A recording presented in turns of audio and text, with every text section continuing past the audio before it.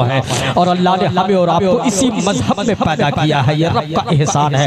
हम कितने अच्छे लोग हैं, ऐसी वैसी महफिल में नहीं बैठे हैं, मुस्तफ़ा की महफिल में बैठे हैं। और अच्छे लोग ही नबी की महफिल में बैठते हैं। सबसे अच्छे लोग सबसे अच्छी महफिल में बैठते हैं। वो पैगंबर इस्लाम, जिस पैगंबर इस्लाम के जब जुल्फ़े मुबारक की बात आई तो कुरान ने वल्लाइल कहा है।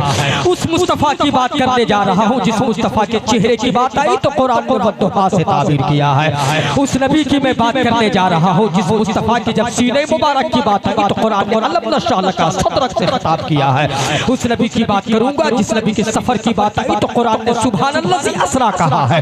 उस मुस्तफ़ा की मैं बात करूंगा जिस मुस्तफ़ा की हकीकत की बात आई तो कुरान ने क़द जाअकुम मिनल्लाहि नूरुन व किताबुम मुबीन से खिताब किया है। और जब इसी आयत मुबारका को हदीस की रोशनी में, तफसीर की रोशनी में सरकार आला हज़रत बरेली के ताजदार ने पढ़ा है तो आला हज़रत बरेली की चटाई पर बैठ कर लिखते हैं, या रसूल अल्लाह, सरवर कहूँ के मालिक को मौला कहूँ तुझे, बाज़े खलील का गुले से बा कहूँ तुझे, तेरे तो मसफ़ाए बेतनाही से है बरी, हैराहूँ मेरे शाह क्या क्या कहूँ तुझे, लेकिन रज़ा ने ख़त्म सो खत इस पे कर दिया, खालिक का बंदा खल खड़ा आका कहो तुझे, खालिक का बंदा खल खड़ा आका कहो तुझे। ये है मेरे मुस्तफ़ा की शान, ये है आका की शान। कोई चरस पीने वाला, गांजा पीने वाला नबी की शान क्या बतलाएगा मेरे प्यारे? आओ मैं बताता हूँ आका अलैहिस्सलाम की शान के बारे में। जब माइकल हार्ट जैसा अच्छा स्कॉलर, अच्छा यूरोपियन पढ़ा लिखा शख्स जब कलम उठाता है तो मेरे मुस्तफ़ा के बारे में लिखता है, the most great personality of the world in the nature peace be upon he Mohammad. इस पूरी कायनात में अगर कोई सबसे खूबसूरत और सबसे बड़ी हस्ती है तो वो पैगंबर इस्लाम की ज़ात है। ये कौन कह रहा है? ये अमेरिका का स्कॉलर कह रहा है। ये कौन कह रहा है? यूरोप का एक पढ़ा लिखा शख्स कह रहा है, जिसने न नबी का दीन पढ़ा, जिसने न नबी पर कलमा पढ़ा, न कुरान पढ़ा, न नमाज पढ़ा, न रोजा रखा, न ज़कात दिया, न हज किया, मगर जब नबी की बात आती है तो वो भी कहता है कि मुस्तफ़ा से बेहतर कोई नहीं है, आका से बेहतर कोई नहीं है। लॉ मार्टिन एक अच्छा स्कॉलर 1719 ईस्वी में जब वो कलम उठाता है तो सारी हस्तियों को पढ़ा, आदम से लेकर ईसा तक पढ़ा, यहाँ तक कि जितने अरस्तु हो, सोक्रात हो, आइंस्टीन हो, बड़े से बड़े साइंटिस्टों को पढ़ा। सबको पढ़ने के बाद जब लॉ मार्टिन कलम उठाता है तो लिखता है, no one has ever been born like Muhammad. खुदा की इज्जत की कसम, मुस्तफ़ा के जैसा पूरी कायनात में आज तक कोई पैदा नहीं हुआ है। ये कौन कहता है? लॉ मार्टिन कहता है, जिसने नबी के दीन को नहीं पढ़ा, जिसने नबी का कलमा नहीं पढ़ा, जिसने मुस्तफ़ा की सिर्फ शान को पढ़ा, ना इस्लाम कबूल किया, मगर वो भी नबी के अज़मत के बारे में लिखता है कि मुस्तफ़ा से बेहतर कोई नहीं है, कायनात में नबी से बेहतर कोई नहीं है।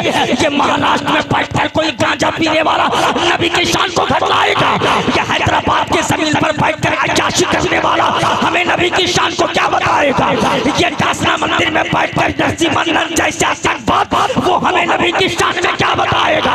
मेरे मुस्तफ़ा की अज़मत ना कल गिरी थी, ना आज गिरेगी, ना सुबह क़यामत गिरेगी।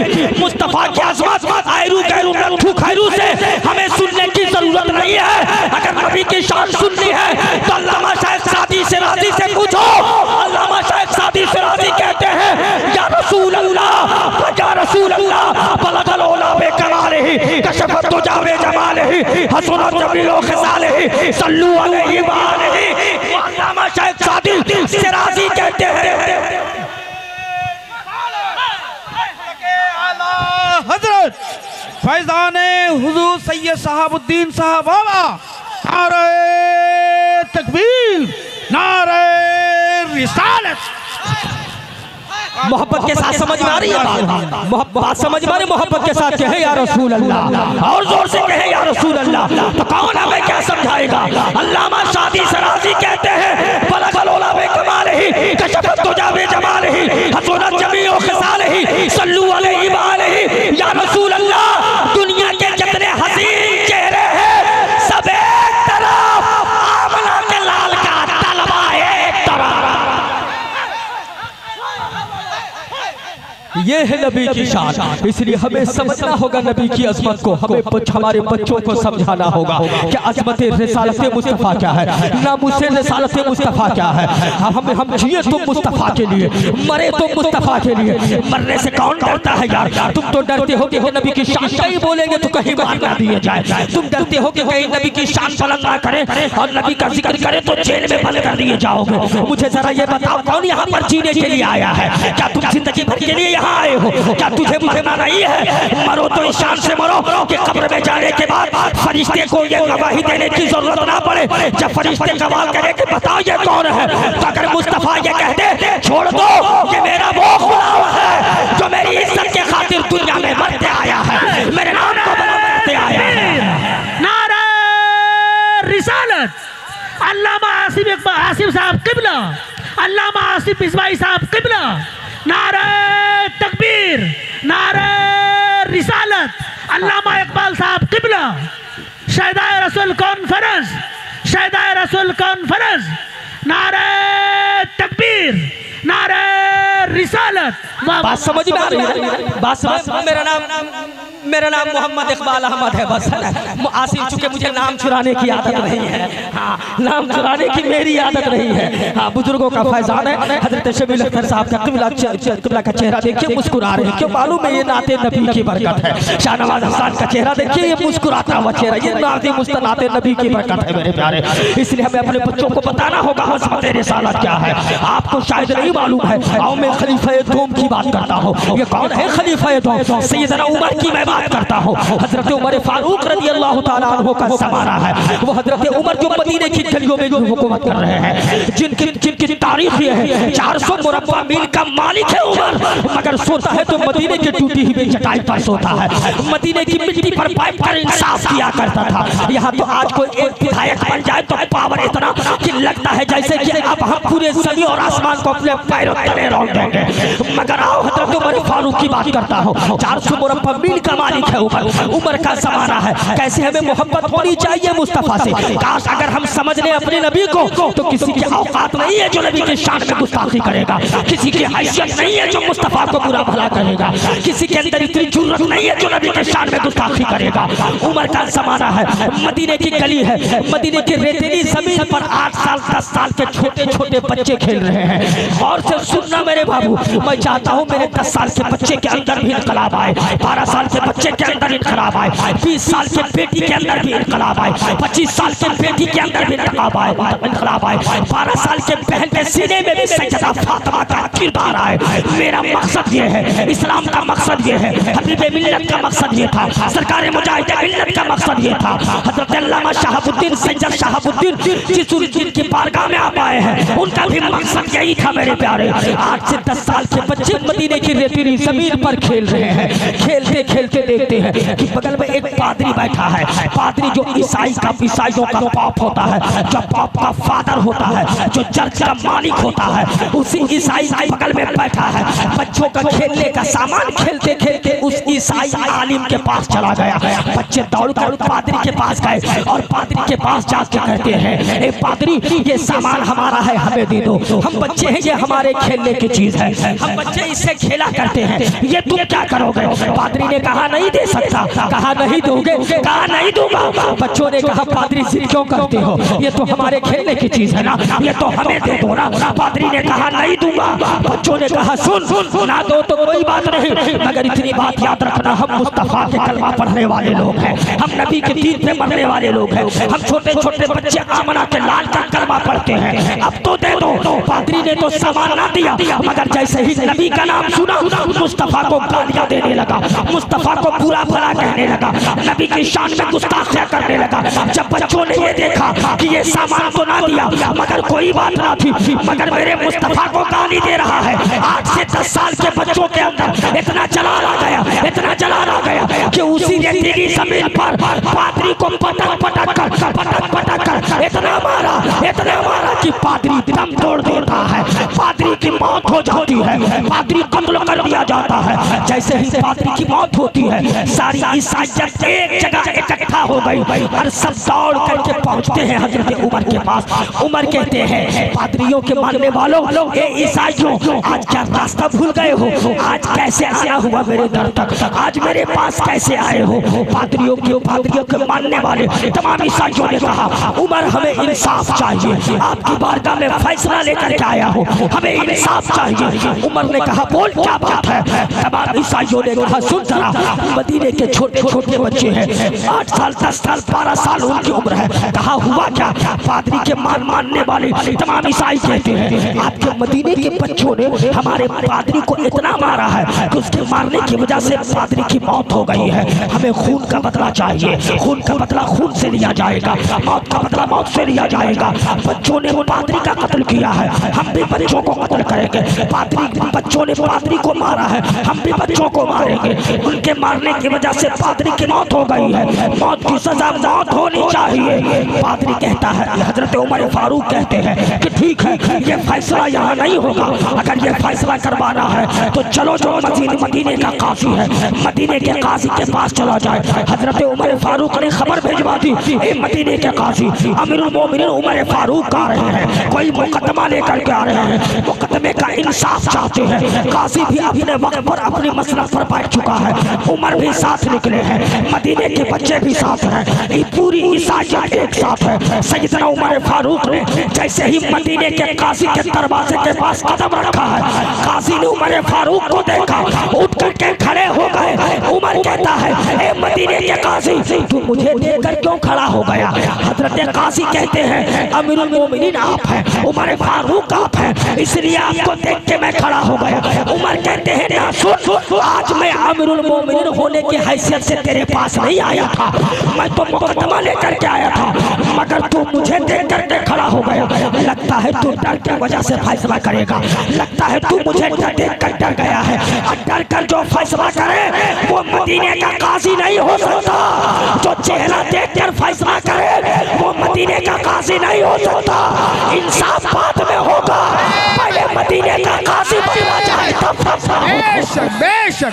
नारे तकबीर, नारे रिसालत, उर्से हुजूर शहाबुद्दीन बाबा रहमतुल्लाह अलैह, सरजमीन शाहपुर।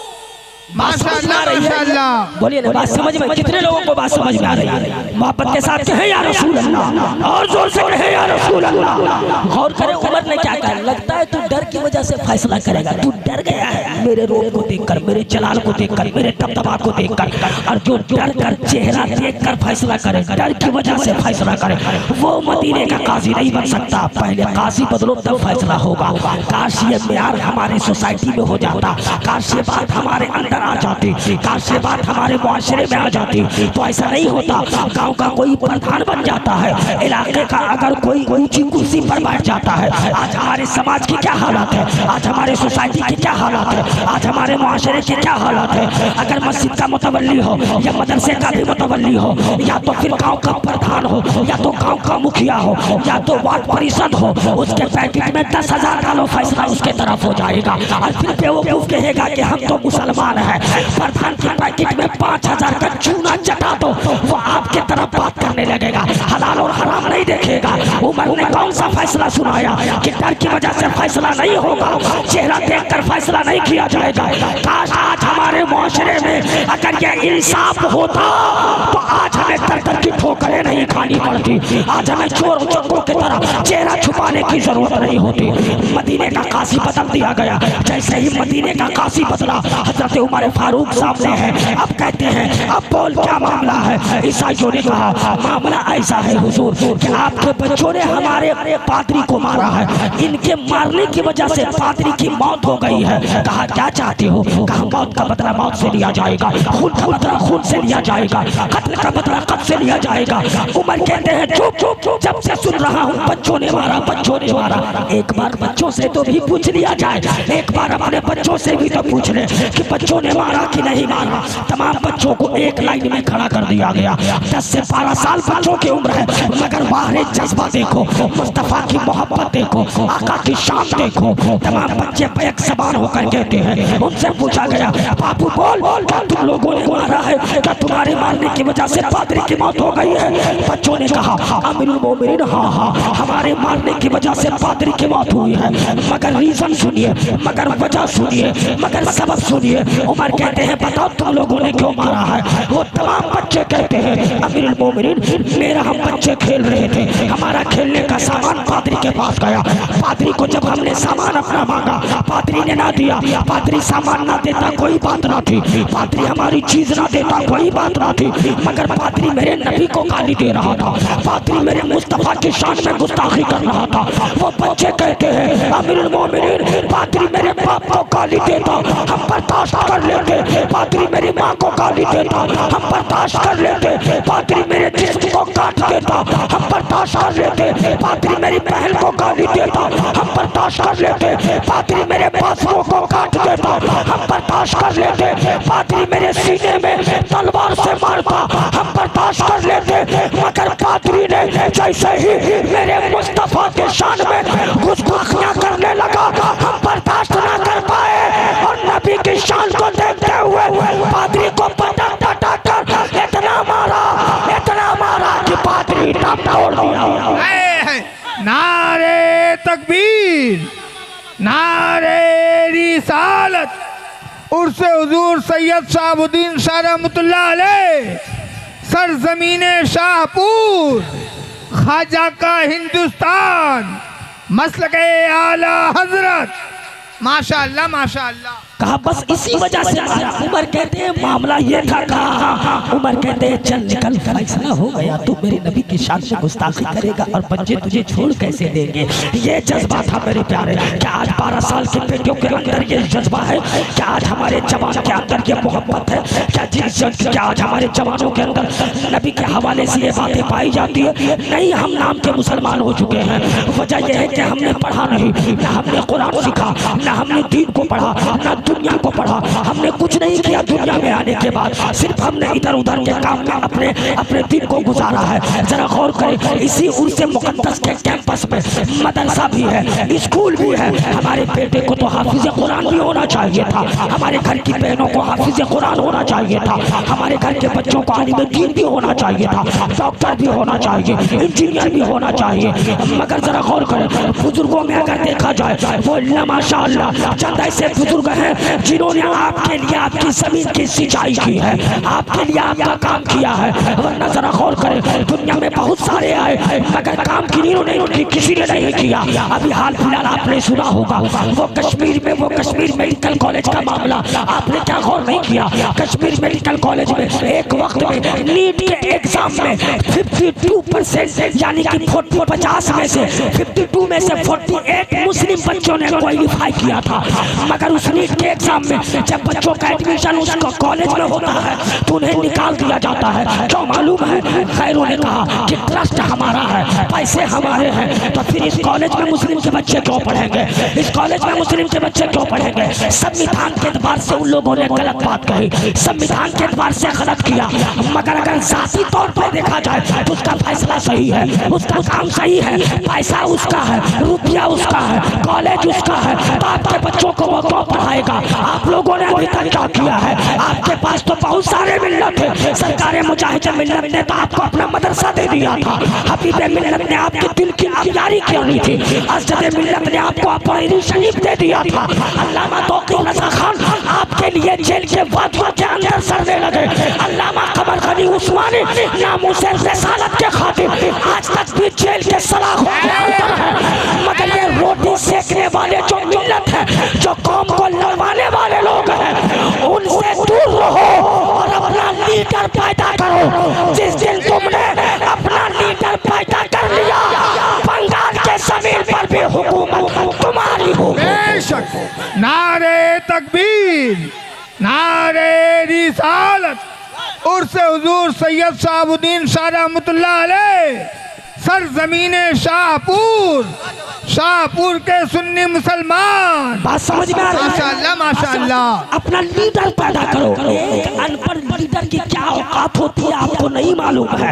आप समझते हो कि क्या करेंगे लीडर पैदा करके। सुनते हो को मुसलमान, जब एक बच्चा 10 साल तक 10 साल तक मैट्रिक करता है, SSC पास करता है, 2 साल के बाद फिर वो इंटर क्वालिफाई करता है 12 साल, फिर 3 साल ग्रेजुएशन करता है, BSc करता है, BCom करता है, कॉमर्स करता है, BSc करता है, यानी 15 साल इधर पढ़ता है एक बच्चा। 15 साल पढ़ने के बाद 4-5 साल तक फिर मेहनत करता है। फिर मेहनत करने के बाद UPSC जब आपका बेटा क्वालिफाई करता है तो 20 साल पढ़ने के बाद जब एक बेटा IAS बनता है, और IAS बनने के बाद जब 15 साल तक मेहनत करके जब ज्वाइंट सेक्रेटरी बनता है, गौर करना, 20 साल तक पढ़ा, 25 साल तक पढ़ा, 25 साल के बाद IAS बना, IAS के बाद 15 साल तक ईमानदारी से अगर वो ड्यूटी करता है तो 15 साल के बाद उसे ज्वाइंट सेक्रेटरी बनाया जाता है। उस ज्वाइंट सेक्रेटरी का जितना पावर होता है एक अनपढ़ MLA का उतना पावर होता है। काश हमारे पास लीडर होता, काश हमने अपना लीडर पैदा कर लिया होता। तो मजाल है कि हमारे मस्जिद में कोई उंगलियां उठाता, मजाल है कि हमारे संविधान पे कोई उंगलियां उठाता, मजाल है हमारे कुरान पे कोई उंगलियां उठाता, मगर हमारा बच्चा तो पढ़ा लिखा है नहीं। हमारे बच्चों को ये नहीं मालूम है कि भारत का संविधान क्या कहता है। 26 नवंबर 1949 the constitution of India adopted by parliament of India. 26 नवंबर 1949 को जब ये संविधान प्रस्तावित हुआ और 26 जनवरी को जब पूरे भारत में यह लागू किया गया था, तो आपने संविधान को पढ़ा। आर्टिकल 50 क्या कहता है कि आपके बच्चे को नहीं मालूम है। आर्टिकल 21A क्या कहता है कि आपके बेटे को नहीं मालूम है। आर्टिकल 16 क्या कहता है कि आपके घर के फर्द को नहीं मालूम है। राज्य का नीति निर्देशक तत्व क्या है कि आपके बच्चे को नहीं मालूम है। आपका फंडामेंटल राइट्स क्या है कि आपको नहीं मालूम है। आपको पुलिस कब अरेस्ट कर सकती है, कब नहीं कर सकती है, यह संविधान क्या कहता है ये आपको नहीं मालूम है। इसलिए ना आपने पढ़ा, ना आपका बच्चा दीन जानता है, ना आपका बच्चा दुनिया जानता है। तुम कहते हो कुरान पढ़ने से क्या होगा, मदरसा में बैठने से क्या होगा, कुरान पढ़ करके क्या करेंगे, मगर सुन कुरान पढ़ने से क्या होता है। मैं नहीं कहता हूँ अमेरिका का टॉप मोस्ट यूनिवर्सिटी जो 3रे नंबर की यूनिवर्सिटी है पूरे अमेरिका की, हार्वर्ड यूनिवर्सिटी। हार्वर्ड यूनिवर्सिटी का गेट का दरवाजा खोलो, हार्वर्ड यूनिवर्सिटी के सदर गेट पर ये इबारत लिखी हुई है, if you want to get the knowledge of the world please and please recite the Quran. वो हार्वर्ड यूनिवर्सिटी वाला कहता है अगर तुम पूरी दुनिया का ज्ञान हासिल करना चाहते हो, पूरी दुनिया के नॉलेज को जीतना चाहते हो, पूरी दुनिया का नॉलेज अपने सीने के अंदर समाना चाहते हो, तो कुरान पढ़ा करो, इसलिए कि सारा इल्म कुरान के अंदर। नारे तकबीर, नारे रिसालत, उर्से सैयद शहाबुद्दीन बाबा, उर्से सैयद शहाबुद्दीन बाबा। बात समझ में आ रही है? हमारा बच्चे को डॉक्टर होना चाहिए, इंजीनियर होना चाहिए, हमारा बच्चा मेडिकल में होना चाहिए, हमारा बच्चा IAS होना चाहिए, हमारा बच्चा IPS होना चाहिए, हमारा बच्चा दारोगा होना चाहिए था, हमारा बच्चा हाफिज कुरान होना चाहिए था, हमारा बच्चा आलिम दीन होना चाहिए था। मगर मुसलमान का बच्चा बेवकूफ़ क्या करेगा, इंतजार करेगा कि ICIC वर्ल्ड कप चल रहा है, कभी इंतजार करेगा कि IPL चल रहा है। पहले ऑफलाइन बैठ करके जुआ खेला करता था, अब मोबाइल में बैठ करके हरामकारी करता है, तो कौम की इस्लाह कहाँ से होगी? बच्चों में इनकलाब कहाँ से आएगा? मुसलमान के बच्चे के पास ना एजुकेशन है ना पावर है। जिस कौम के पास ना एजुकेशन हो ना पावर हो वो कौम पैरों के तले रौंद दी जाती है, और जिस कौम के पास एजुकेशन और पावर हो वो कौम किसी से दबने वाली नहीं होती है। तुम हुकूमत इल्म के बुनियाद पर कर सकते हो, तुम हुकूमत तकवे के बुनियाद पर कर सकते हो, तुम किससे डरते हो? खुदा की इज्जत की कसम, अगर पूरी दुनिया आपके खिलाफ हो जाए, और से सुनना, पूरी दुनिया अगर आपके खिलाफ हो और अगर रब आपके मुआफिक हो तो खुदा की इज्जत की कसम पूरी दुनिया मिल करके भी आपको झुका नहीं सकती है, पूरी दुनिया आपका पाल फेंका नहीं कर सकती है। और अगर पूरी दुनिया आपके मुआफिक हो और अगर खुदा आपके खिलाफ हो तो पूरी दुनिया मिल करके भी आपको बचा नहीं नहीं सकती है। डरना तो खुदा से चाहिए था, मगर हम डरते किससे हैं? हमारे बच्चे का अंदर ना शऊर है ना अक्ल है। बच्चा दिन भर मोबाइल में क्या करता है ये किसी को पता नहीं।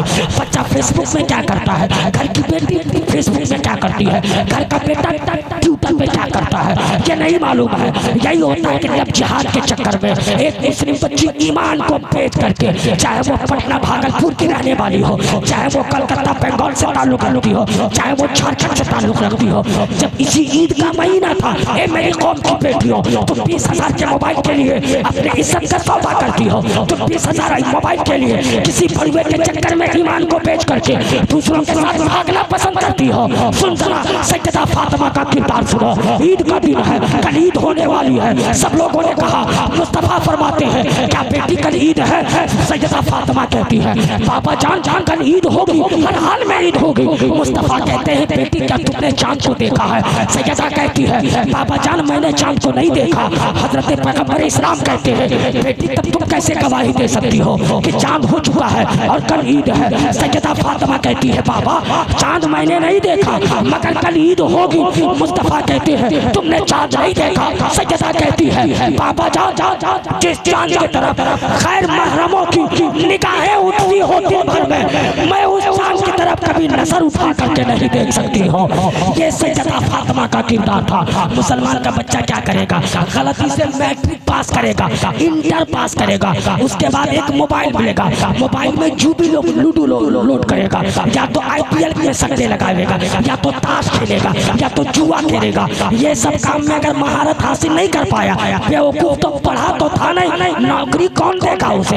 अपने यहाँ ऑपरेटर के लिए कौन रखेगा? फिर एक मुसलमान का बच्चा ना डॉक्टर बन सकता है, ना IAS बन सकता है, ना PS बन सकता है, वो राजमिस्त्री का काम बड़े अच्छा से करेगा, वो ऑटो ड्राइवर बन जाएगा, वो ट्रक का चालक बन जाएगा, वो सवारी गाड़ी चलाने लगेगा, वो ड्राइवर बन जाएगा, पेरिस पुट्टी का काम करेगा, टाइल्स मार्बल का काम करेगा, या तो महाराष्ट्र में जाकर के गिलास धोएगा, या तो हैदराबाद में जाकर सिक्योरिटी गार्ड में काम करेगा। जब 8 महीना 10 महीना काम कर लेगा, घर आने की बारी आएगी, जैसे ही घर आने की तैयारी करेगा, बाल को अपने हेयर स्टाइल को पहले चेंज करेगा, बाल को बेवकूफ कलर करेगा। दीन तो पढ़ा ही नहीं, नबी क्या है ये पता ही नहीं है। चाहिए का ग्रेड पहले से ही था।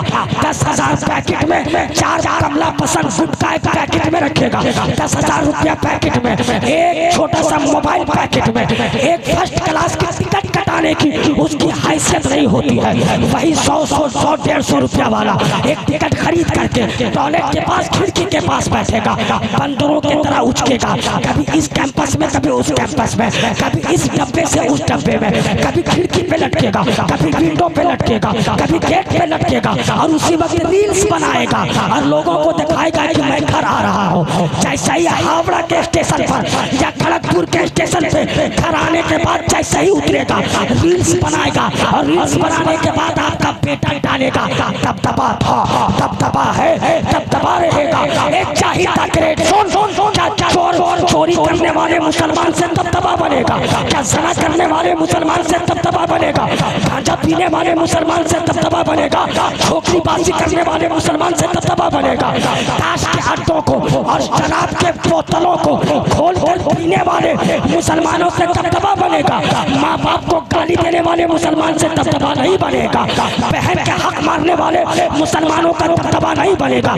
दूसरों की बेटियों के सरों से जो दुपट्टे उतार करके उसकी इज्जतों को नीलाम करता हो, ऐसे मुसलमानों से दबदबा नहीं बनता है। नशे के आवारगी में धुत होकर रात भर मोबाइल में बिजी रहने वाले मुसलमानों से दबदबा नहीं बनता है। खुदा की इज्जत की कसम, अगर दबदबा देखना है तो सलाहुद्दीन अय्यूबी का दबदबा देख लो।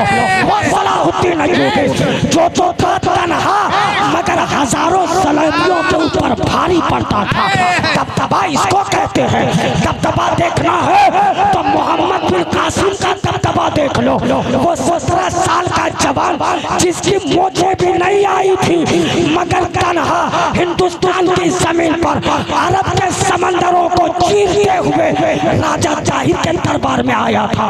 दबदबा इसको कहते हैं। और अगर और दबदबा देखना है तो मैदान करबला में 22,000 यजीदियों का लश्कर, एक तरफ फातिमा के लाल हुसैन का दबदबा। नारे तकबीर, नारे रिसालत, नारे हैदरी, उर्स हुजूर सैयद शहाबुद्दीन शाह रहमतुल्लाह अलैह, सरजमीन शाहपुर।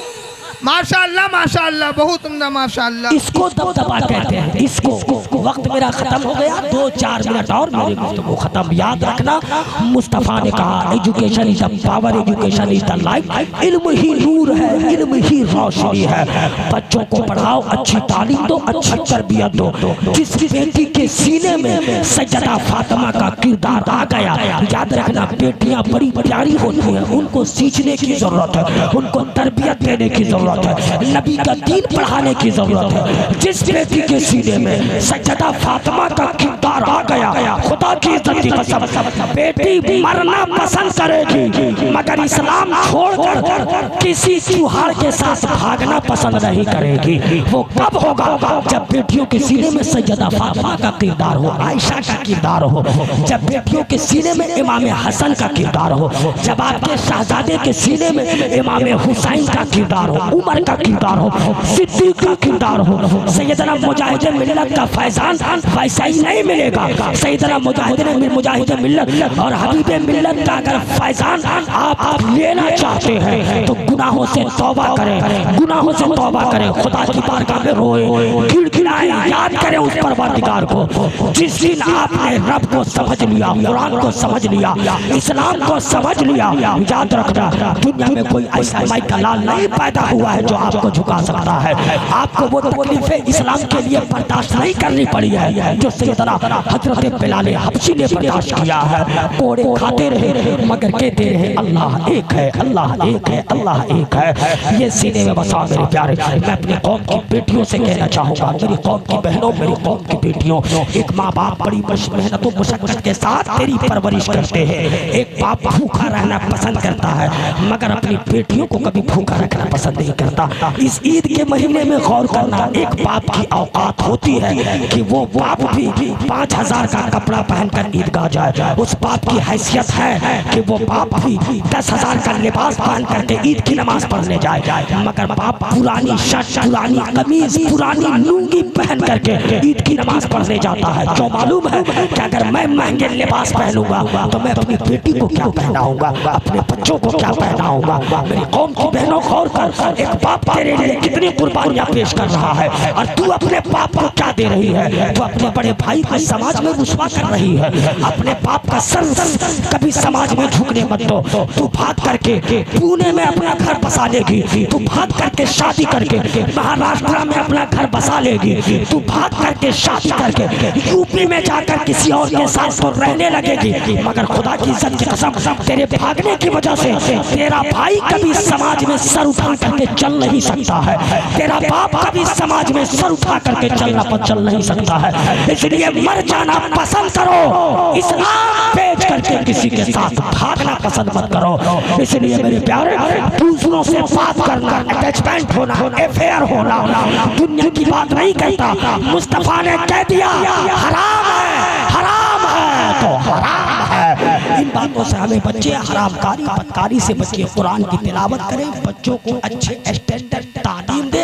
आपका बच्चा हाफिज़ कुरान बने, आलिम दीन बने, डॉक्टर बने, IAS बने, IPS बने, इंजीनियर बने, ताकि मुसलमानों का भी दबदबा हो। हर विभाग में आपका आदमी हो, हर डिपार्टमेंट में हर कुर्सी पर मुसलमान का बच्चा बैठा हो, तब आप कामयाब होंगे। अल्लाह रब्बुल इज्जत के बारगाह में दुआ गो हूँ कि मौला हम सबको हिदायत सिरातल मुस्तकीम पर कामयाब फरमाए।